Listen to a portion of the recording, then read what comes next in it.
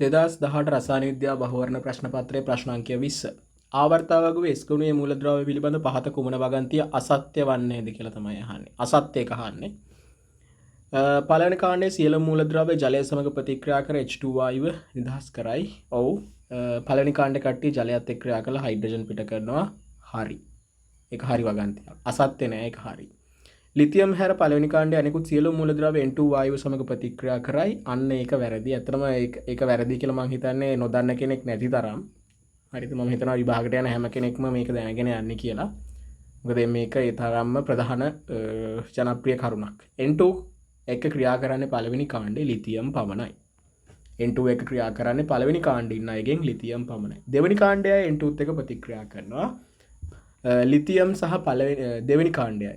Lithium සහ දෙවෙනි කාණ්ඩය අය N2ත් එක්ක ක්‍රියා කරලා හදන්නේ නයිට්‍රයිඩ්.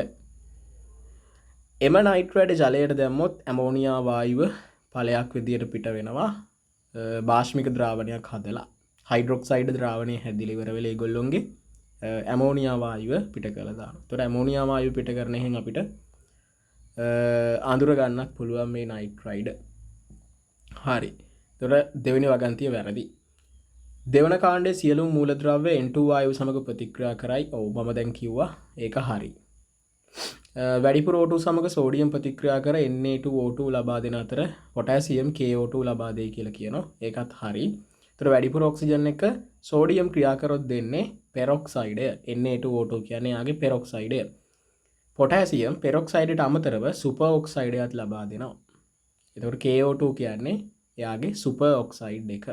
ඒතර පළවෙනි කාණ්ඩේ කට්ටිය ඔක්සිජන් එක ප්‍රතික්‍රියාව ගත්තොත් සෝඩියම් සහ යාට පහලින් ඉන්න කට්ටිය වැඩිපුර ඔක්සිජන් එක පෙරොක්සයිඩ් ලබා දෙනවා. පොටෑසියම් සහ ඊට පහලින් ඉන්න අය සුපර් ඔක්සයිඩ් ලබා දෙනවා. දෙවෙනි කාණ්ඩේ ගත්තොත් එහෙම දෙවෙනි කාණ්ඩේ කට්ටිය වැඩිපුර ඔක්සිජන් සමග සුපර් ඔක්සයිඩ් හදන්නේ නැහැ කවුරුත්. පෙරොක්සයිඩ් ලබා දෙන්නේ ස්ට්‍රොන්ටියම් සහ බේරියම් කියන දෙන්න පමණයි. ස්ට්‍රොන්ටියම් සහ බේරියම් කියන දෙන්න පෙරොක්සයිඩ් ලබා දෙනවා වැඩිපුර O2 තිබුණොත්.